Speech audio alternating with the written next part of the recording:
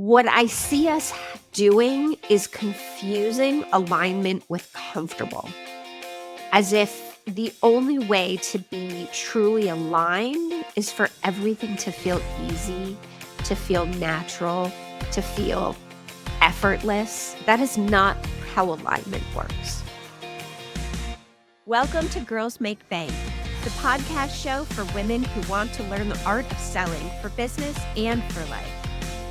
I'm Jack White, seasoned sales professional, entrepreneur, and owner of Honeybees Group. Come back each week to hear inspiring stories from some of our favorite business owners. Learn how to take the ache out of selling and make bank. We're all in this together, so let's get started.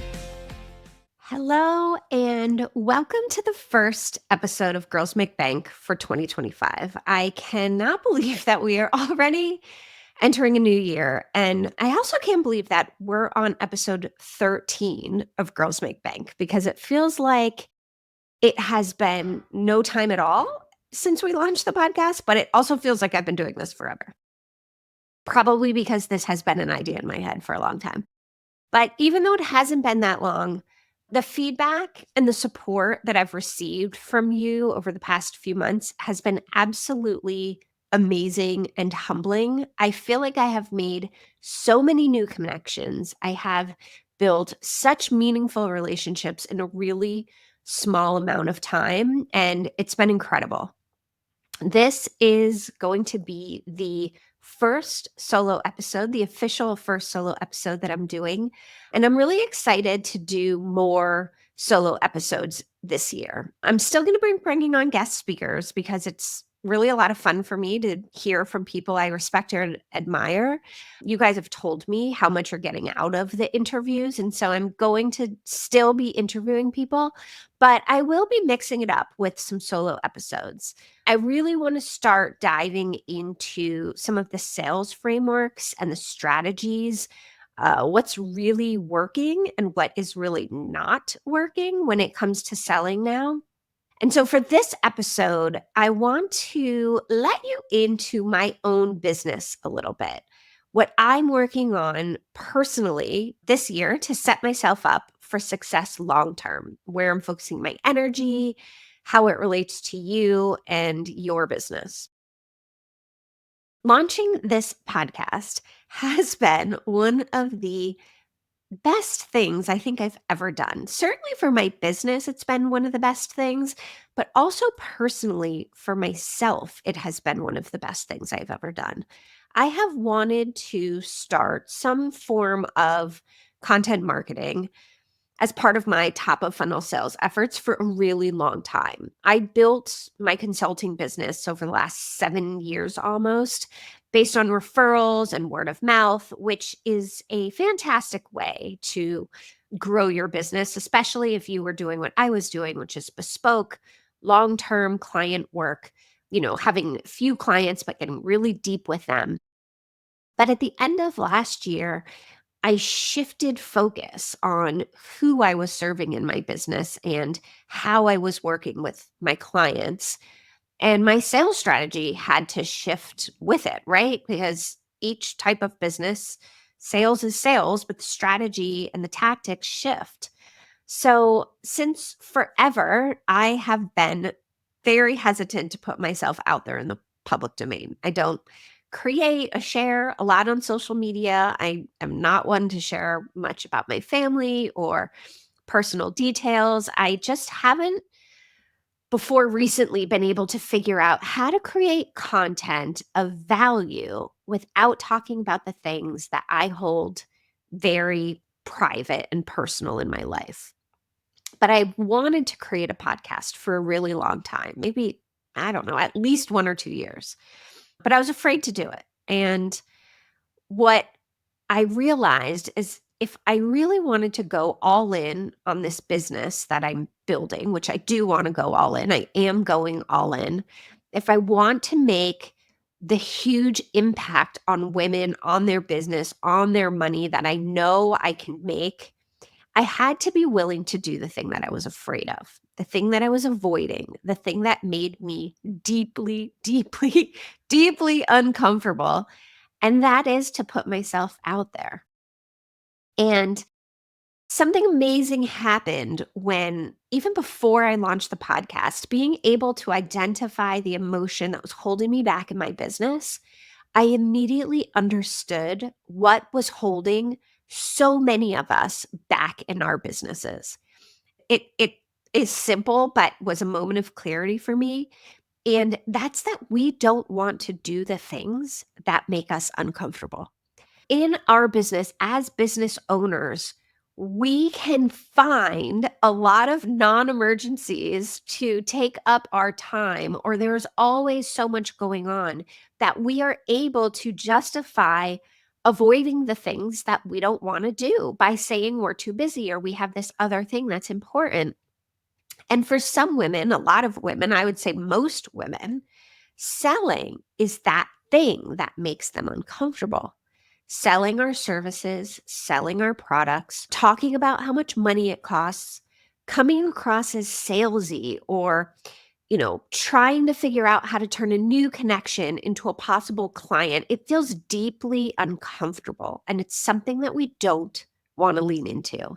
And I realized at that moment that I had to practice what I preach. I had to do the thing that was uncomfortable for me in order to build the business that I wanted to build. But I also talk to people all the time about doing things that are uncomfortable, and I had to sort of eat my own dog food. So, how did I get to the point where I was able to do something that felt deeply uncomfortable? Well, the first thing I did is I made a decision to do it. And not only did I make a decision to do it, I realized that I might not be great at it at the very beginning, right? Because podcasting is a skill. Creating content and putting it out there is a skill. You can do it and just do it, but to do it well takes skill and it takes practice. And so I had to realize that I had to be okay not being the best at something right off the bat.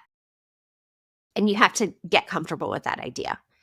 The second thing I did was I found a partner to help lead me down the path. And I found an amazing podcast producer because doing hard things with somebody else makes it a little bit easier. So, my podcast producer, Jess, I highly recommend if anybody is thinking of starting a podcast. Just as a side note, Smart Podcast Solutions, she's the best. She really is just, I can't speak highly enough about how helpful she has been throughout this process. But I committed to myself that I would do the thing that I was afraid of and actually launch a podcast. Stephanie Carton, who is the co-founder of Entreprenista, she was actually the first guest on Girls Make Bank episode 1. So if you haven't listened, go back and take a listen. She's fantastic. She asked everyone in the community in the Entreprenista League what our word of the year is. And this isn't something, I'm not really one for word of the year or vision boards. I haven't, I think they're great. It's not something I've done in the past, but I am just feeling like I want to do new things now. And so I put a lot of thought into what I wanted my word of the year to be. And I had a long list of really beautiful, really positive, flowery, emotional words that I was considering. And I, came up with a long list and then I shortened it down. And before I totally committed to a word, I was doing some strategic planning and goal setting for Honeybee's group for the year. And I was listing out and kind of mapping out all of the things that I wanted to build and do this year. I realized that many of them were hard things, new things, things that I was going to be doing that are outside of my comfort zone. Some a little bit outside of my comfort zone, but some a lot out of my comfort zone. And that I was going to go deep on my business, deep into the products and the services that I'm offering from the ground up. So I am essentially rebuilding my business this year and laying the foundation. And that is hard, hard work. I'm pretty much doing it alone, which is, something that is also really hard. I'm doing all of the things in the business, a lot of the things that I don't like to do and I would in a previous world have outsourced to other people, I have to do. And I realized that my word of the year is uncomfortable. This year, I am going to be getting very, very uncomfortable in the best way possible. What does that mean? I'm going to end up going on a little rant here, so stick with me. One of the things that I am really sick of hearing about is this idea that you have to be it's not that I'm sick of hearing about this, it's that you have to be perfectly aligned with your work. I agree that you have to be aligned with your work. I'm not saying that you shouldn't be aligned with what you're doing because being aligned is incredibly important. If you're not aligned with your work, you're going to burn out. You're going to be totally dissatisfied. I think when you're not happy in one area of your life, it translates into all other like parts of your life in not good ways. What I see us doing is confusing alignment with comfortable, as if the only way to be truly aligned is for everything to feel easy, to feel natural, to feel effortless. And I just want to sit on that for a moment because I want you to understand that that is not how alignment works. Alignment, let me say that again. So, alignment doesn't mean easy or comfortable or cozy. Alignment and comfort are two totally different things. And you can be very aligned, but uncomfortable. You can be very comfortable and totally not aligned. And the way we're talking about it, and it's not your fault if you're, sensing this or feeling like you're not aligned because you're not comfortable or you're doing something wrong, because there's all these messages being shoved in our face about, oh, find alignment and make seven figures in your sleep and just do this. And this is how you do it. And I just want you to know that, you can disconnect comfort and alignment and be doing the right thing. So I'm going to use myself as an example here. I am so passionate about helping women make money, understand money, own their financial destinies for themselves and for their families. That is my mission. It is just inside of me. I want to help. I help women make more money. That's what I do. Now, my zone of genius, the skills that I've built over the course of my entire career, allow me to help you make more money by teaching you how to sell, right? So, my mission and my skill set merge together. My mission of helping women make more money and my skill set of being able how to teach you to sell merge together, and they become this powerful opportunity for me. And I want to teach every single woman how to sell. Every woman on earth, I think, should be able to learn how to sell. Now, in order to do that, I have to get my message out to as many women as possible through as many channels as I can. And that is where the rubber meets the road, so to speak, because creating and sharing content has always been uncomfortable for me. That's just the way it is. And so this is like a new thing for me. But I must say, even though it sounds so cliche, going through the process of building Girls Make Bank, um, creating the assets, figuring out the format, what topic did I want to cover? How did I want to cover it? What type of guest was I looking for? It sounds really cliche. There was so much anxiety and angst and self doubt that went into doing this. Once that first episode was released, once I did the hard part and I opened up the floodgates and I, hit publish on that first episode, there was a huge, before even anybody listened, before anything, happened, there was a huge amount of satisfaction and pride that I felt knowing that I put that out. I did the hard work. I did something that was hard. And I did something that I said I was going to do that I was uncomfortable with, but that I felt proud of. And I put it out there.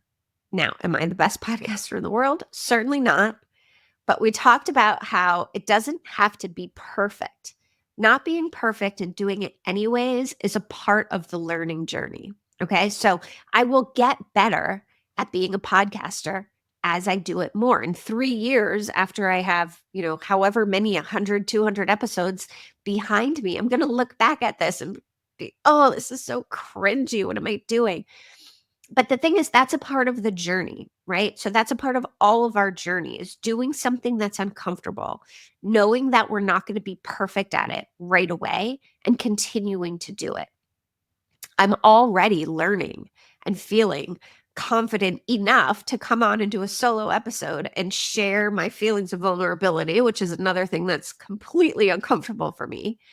And what I've learned is that the path to alignment for me isn't going to be paved with ease. This is not going to be easy, right? So, my path to alignment is helping women make more money by teaching them how to sell. But in order for me to do that, I have a path that's full of effort and hard work and discomfort. In order for me to reach alignment in my business, I have to get uncomfortable. And I'm okay with that. I am okay with that. Because when you're playing it safe, when you are only doing the things that are comfortable for you, you are missing out on so many opportunities. For 2 years, I wanted to launch this podcast and didn't. For 2 years, because it made me uncomfortable.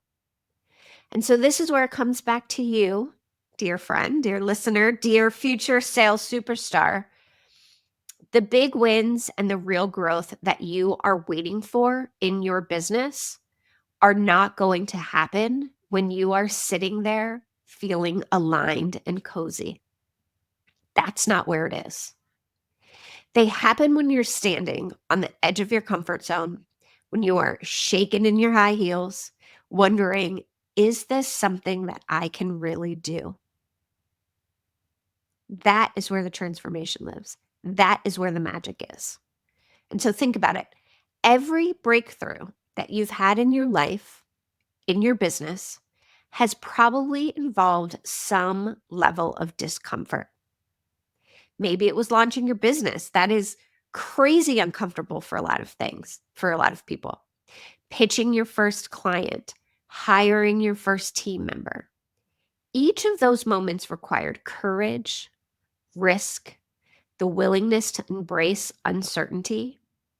And so discomfort, being uncomfortable, forces us to evolve. It forces us to discover strengths that we didn't know we had. And most importantly, it prepares us for the next big challenge with more confidence and resilience. And that's what we're building here within our business and within ourselves is resilience. Because entrepreneurship and small business ownership is really hard. You have to be resilient. You have to be able to perform and do the things that make you uncomfortable. So, how can you start getting uncomfortable in your own business? Here are 3 steps, right, this week that I want you to start thinking about and focusing on. The first one is identify these zones within our business that we're avoiding. So, what areas in your business are you avoiding? Is it networking? Is it diving into your numbers and really understanding the financial fundamentals of your business? Is it pitching your services? You don't have to share this. We're not testing here, right? So get really honest with yourself. Spend a few minutes in the morning, find a quiet time, identify the zones, because that is where you need to grow. That's the area I want you focusing on. The areas that are uncomfortable, the areas that you are avoiding. That's what I'm going to be doing, right? So let's do that together.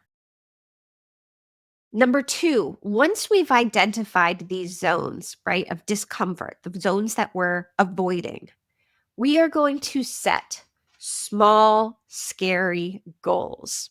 Okay.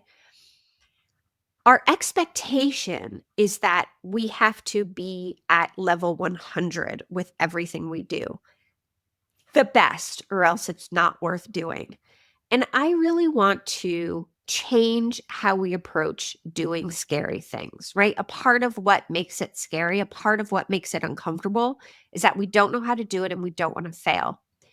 I want you to think about not having to leap into the deep end. Don't think that you have to go all in or become a whole different person or create a whole complex big sales funnel in order to get started. Start with small steps that stretch you. Okay. So think about how every time you do something, you're going to do a little more, you're going to do it a little bit better. So, for example, if networking is terrifying for you, if you do not like to go out and meet new people, you can't stand chit chat, that is something that for your business, you know you need to be doing, but you can't stand doing it. I want you to set a goal to attend one event a month this year. Just because you don't like networking doesn't mean you have to do it every single day, every single week. Set a goal of doing it one time per month. And if you haven't listened to Steph's episode, go back and listen to it because she has some great tips about how to think about networking when you're uncomfortable doing it. I'll actually link her episode in the show notes because she had some great tips on how to get comfortable in networking situations. So the first step is identify those areas that you're avoiding that make you uncomfortable. The second step is to set small, scary goals. The third step is to reframe your mindset. Mindset is so important when you're doing things that are uncomfortable. I am not one of these people that think you can manifest and mindset shift your way to success.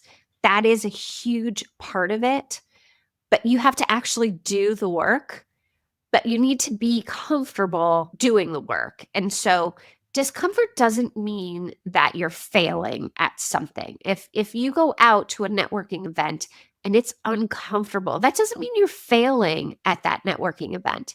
It means you're making progress, right? Getting uncomfortable, doing uncomfortable things means you're stretching. It means you're growing. It means you're making progress doing something. So when you get that feeling, when you hit that emotional resistance, remind yourself that really what you're doing is building resilience, right? You're preparing for bigger opportunities. Also, remember that it's okay to fail.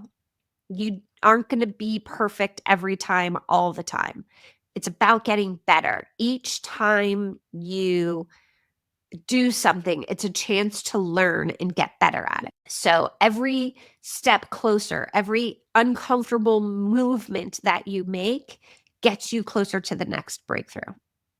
So, how does all of this relate to sales and to sales training and to what we do here on Girls Make Bank? I want you to know that if you are feeling uncomfortable in sales, if you find 1,000 different things to do every day instead of selling, instead of doing sales activities, instead of booking calls, instead of sending those emails and reaching out to those prospects, I want you to know that I understand where you are. I understand how you're feeling and that I got you. Okay. This year is going to be the year that we work through that together. You are going to come here every week and you are going to get the tools, the framework, the support that you need to keep doing the things that you're now uncomfortable with, but are what you need to do to get to where you want to go. And I am kicking this year off by hosting a free 90-minute sales workshop where we are going to debunk the top 5 things that are holding you back from selling your business. Now, I did this workshop last month and it booked out so fast, I was floored that I've decided to do it again. And so visit honeybeesgroup.co/mindset to sign up. It's totally free. When you come, I'm going to share baby steps that you can take to get started selling every single day, some skills that you can start to build on. And I will share a little bit about a new program, a new community that I'm launching for women who are ready to level up their skills with other amazing entrepreneurs and founders. So sign up. It's at honeybeesgroup.co/mindset. I'll put it in the show notes also. And so I want to ask you, what is your next move? What is one thing that you can do this week to move your business forward? I challenge you to think about what makes you uncomfortable. What is a small, scary goal that you can set for yourself? And I want you to go and do it. I want you to go and do it. And don't forget, I am here sharing my journey of getting uncomfortable all year long.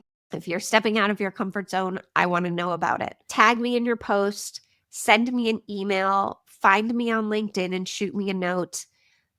I am so excited to be on this journey with you.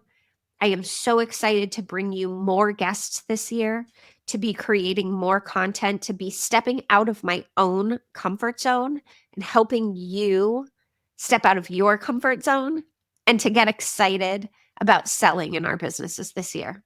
Because, girls, I talk about it all the time. We are in this together, okay? I am on your team. We are the same team. And together, we are going to make bank. Thank you for listening to this episode of Girls Make Fang. If you like what you've heard, please remember to subscribe, like, and follow us on Spotify, Apple Podcast, or wherever you listen. Please review and share our show to help spread the word and help your girls make fang. And I'd love to hear from you. Connect with me on LinkedIn or Instagram, or visit honeybeesgroup.co. Until next time, friends.